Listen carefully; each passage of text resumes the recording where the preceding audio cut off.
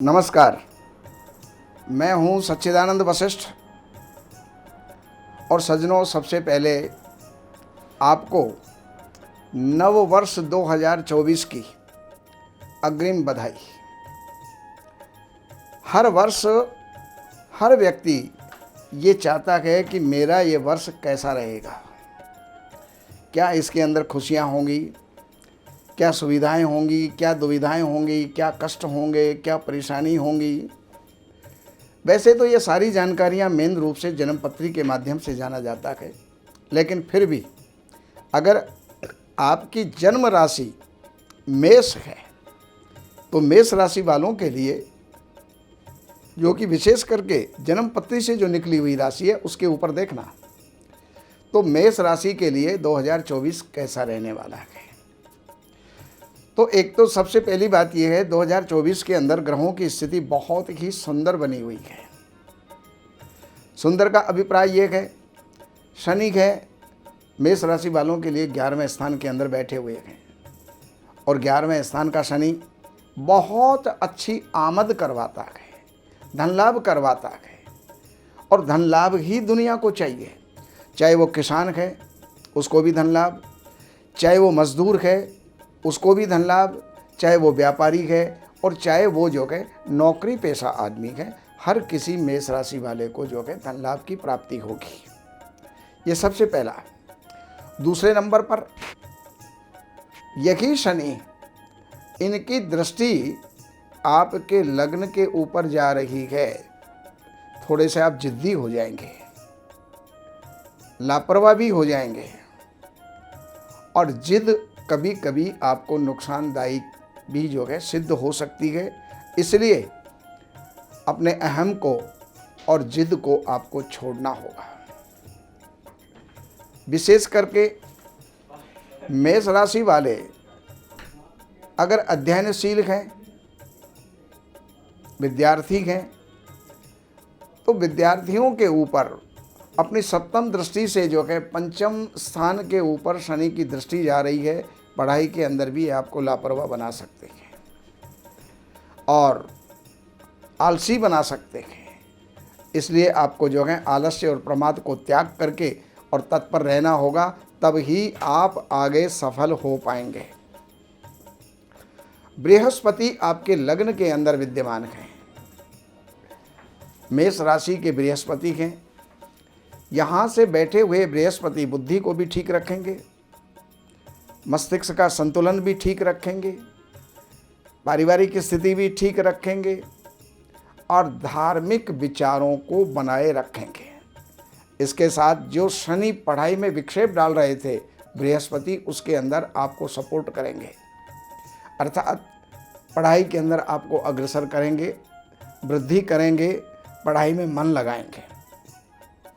बृहस्पति लग्न में बैठ करके और सप्तम स्थान में दृष्टि जा रही है। देखिए मेष राशि वाले जितने भी हैं, जनवरी से अप्रैल तक इस समय पर जो योग्य हैं तो उनके जो हैं सगाई संबंध भी हो सकते हैं। लड़की और लड़कियां हैं, उनके सगाई संबंध भी हो सकते हैं, वैवाहिक जीवन उनका बन सकता है, शादी विवाह उनके हो सकते हैं। इसके साथ ही बृहस्पति की जो नवम दृष्टि है वो भाग्य स्थान के ऊपर जा रही है। आपके भाग्य में वृद्धि होगी। इस वर्ष कोई ना कोई अप्रैल तक, मई तक कोई ऐसा कार्य आप करने वाले हैं जिसके कारण से आपके भाग्य की वृद्धि होगी। वो भाग्य आपको कहीं से कहीं तक ले जाएगा और ये स्थिति अप्रैल तक रहेगी। 1 मई से ये बृहस्पति जो है परिवर्तन हो जाएंगे। उसके पश्चात धनकोष में तो वृद्धि होगी, पारिवारिक वृद्धि होगी, परिवार में अच्छा माहौल बनेगा और कोई ना कोई राज्य कार्य आपका हो सकता है, नौकरी आपकी लग सकती है। ये सारे कार्य जो है आपके बृहस्पति के माध्यम से और शनि के माध्यम से सब सफल होने वाले हैं। लेकिन ध्यान रहिएगा, राहु आपके 12वें स्थान में विद्यमान है। 12वां राहु एक तो खर्चे बहुत करवाता है, कोई भी आकस्मिक दुर्घटना भी ये दे सकता है। तो राहु का मंत्र जाप करते रहें, राहु की शांति करते रहें, तो ये वर्ष आपका अच्छा निकल सकता है और अब मैं आपको महीने के हिसाब से मैं आपको बताने का प्रयास कर रहा हूँ। देखिए 14 जनवरी से और सूर्य आपके दशम स्थान पर आ जाएंगे, तो कोई भी राजकीय कार्य, उन्नति का काम, कोई भी प्रोग्रेस, प्रमोशन, ये आपके होंगे। फरवरी में आकर के और इस सूर्य की कृपा होगी, लाभ के स्रोत आपके अधिक बढ़ जाएंगे। लेकिन 14 मार्च के बाद एक महीना खर्च विशेष के ऊपर ध्यान दें, वरना खर्चा ज़्यादा हो जाएगा तो उसमें आप आर्थिक तंगी में भी आ सकते हैं। 14 अप्रैल के बाद से एक महीना जो है सूर्य उच्च के रहेंगे, तो उच्च के सूर्य आपके राशि के ऊपर होंगे, आपका वर्चस्व बढ़ेगा, आपका जो है नाम होगा और कोई भी राजसी कार्य आपके जो है सफल होंगे। 14 मई के बाद यही सूर्य वृष राशि में चले जाएंगे, द्वितीय स्थान के अंदर चले जाएंगे, तो परिवार के अंदर कुछ गर्मा गर्मी हो सकती है, तो उसका आपको ख्याल रखना होगा। 15 जून के बाद आपका पराक्रम बढ़ेगा, कहीं ना कहीं कोई ना कोई विजय आपको प्राप्त होगी।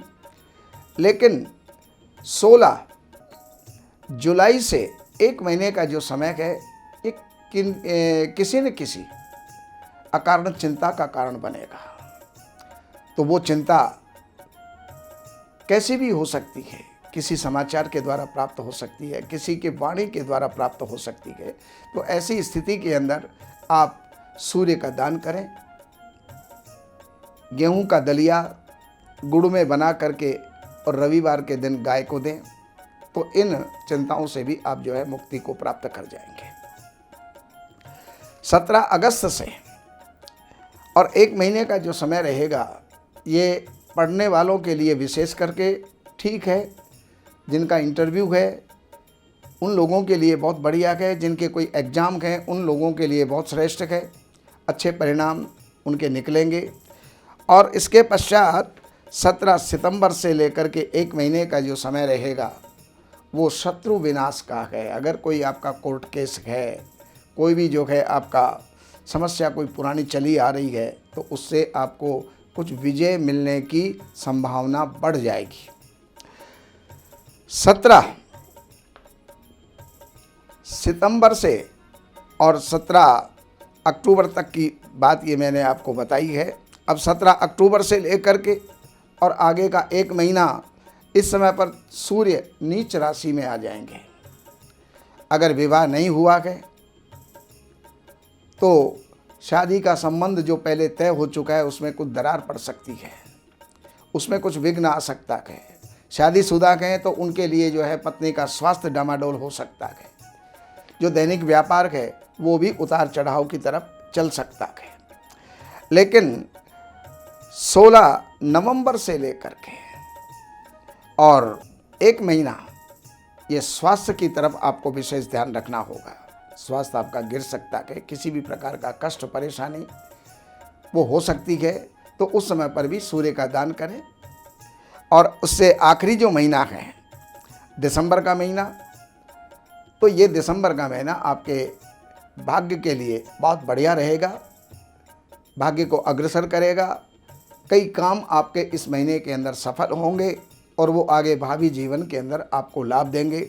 ईश्वर से कामना करते गए कि जो हमने कहा उससे भी बहुत बेहतर और अच्छा फल परमात्मा आपको प्रदान करे। बाकी जानकारियों के लिए आप जो है इन नंबरों के ऊपर संपर्क करके कार्यालय से अपॉइंटमेंट लेकर के और कार्यालय की सेवाएं अर्पण करके और आप जो भी जानना चाहते हैं वो आप जान सकते हैं। विशेष करके जानकारियां जन्म पत्री के माध्यम से प्राप्त होती हैं, तो आपकी जन्म की डेट, मंथ, सन, समय और जन्म स्थान ये आपके पास में होना चाहिए। कार्यालय से संपर्क करके और अपनी कुंडली बनवा करके और आप जानकारी प्राप्त कर सकते हैं। नमस्कार।